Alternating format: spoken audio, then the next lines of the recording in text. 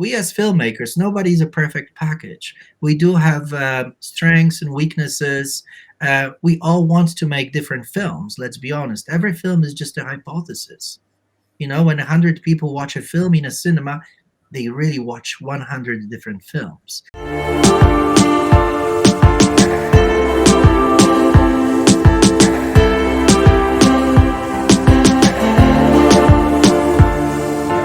Rafael, let's begin with the fictional variety of screenplays. When we write a screenplay, normally, basically, everybody knows the norm. Generally, one page is 1 minute, and 90 pages is 90 minutes. Those are the universal things which are mentioned on YouTube. But coming to you, what do you think a killer screenplay would be? How a strong screenplay can support a film? I think, I mean, I supervise a lot of short films every year, both at the London Film School, and I also teach script development at the American Film Institute. So the kind of killer scripts or the strong scripts that I get to see, they seem to have a couple of qualities. I mean, most of them will will have a voice. And what is a voice in a screenplay? Well, while reading the screenplay, I can tell that the filmmaker is talking about something that they know intimately. And I know that the script is coming from, the right place.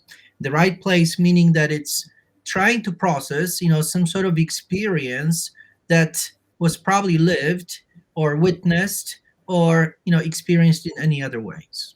Mhm. The other element that those scripts seem to have in common is their technical content. I do believe that any emerging film director should be able to demonstrate a couple of technical skills when they are writing. Probably the most important skill is sustaining a potentially, the most attractive point of view. The second technical skill that comes into play is the ability to turn the story. What does it mean? Well, if at the beginning of your script somebody says, I'm the bravest person on earth, by the end of the story, they should be exposed as terrible cowards. So some people call it a character's, a trajectory, character's arc. I call it a turn. A story must turn. The third element that is, very important when you're writing a story is your ability to make it visual. I Mhm. think a lot of stories have way too much dialogue. They try to work primarily via dialogue, while cinema is a visual art. We should be trying to tell stories via images. And the fourth element, which is a little bit softer, is honesty. And I don't really know how to describe it, but when you're dealing with a script that is really about something, you can just tell straight away. So, in a nutshell, the killer scripts that I see, the ones that do become very successful films, combine the somewhat poetic perspective with a very strong technique, Mhm. filmmaking technique. And a compilation of these two elements usually gives rise to something that is original and, to be honest, interesting to watch. Coming to the structure of the screenplay, often it is said that there is act 1, act 2, act 3. How would you divide the screenplay across acts or across the beginning, mid, and end? You know, what are the essential elements of it? I think that changes. It really Mhm. depends on what kind of films we are talking about, especially in terms of the running time. Because if we start, let's say, with short films, and this is what film students or emerging filmmakers, their first preoccupation is with making a strong short film, and then graduate to feature films. And I do believe that when it comes to short films that are, let's say, no longer than 15 minutes, I do believe that there is a template that is a good idea to follow. And I would Mhm. say that the template would go something like this. The first element is a setup. The second element would be some sort of dilemma. The Mhm. third element would be torture, not in a literal sense, but we torture the character who's caught in some sort of dramatic dilemma. And the word dramatic is very important here because dramatic means that neither option is good.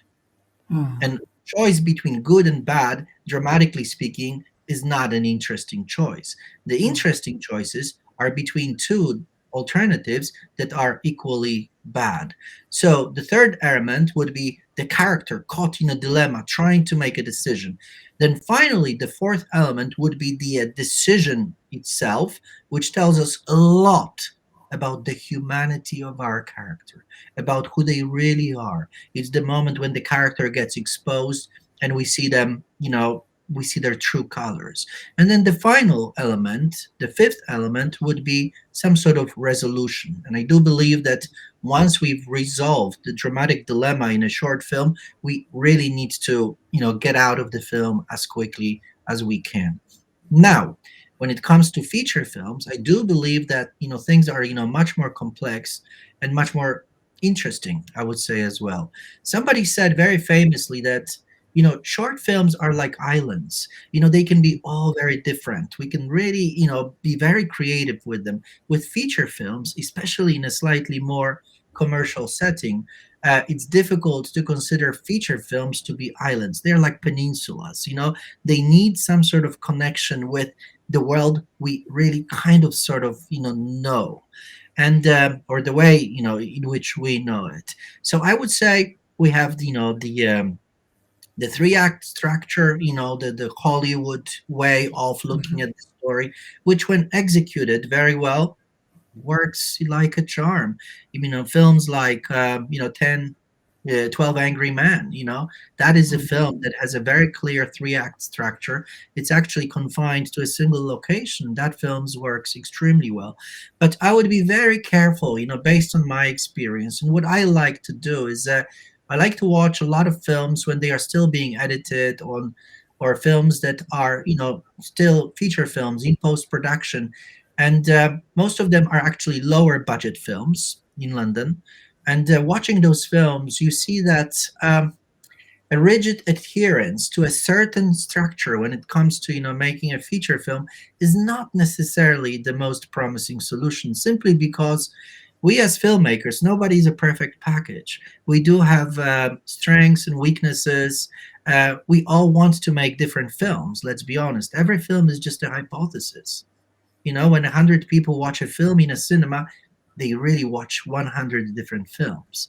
So I would say that I'm very cautious usually about, trying to impose any sort of structure, uniform structure onto a feature film, because it seems to me like uh, variety is very important. That's, one thing. And the second thing is that I'm always kind of hoping for a miracle. Always, I'm always hoping to see the kind of film that, defies all the rules and violates, all the principles and still works.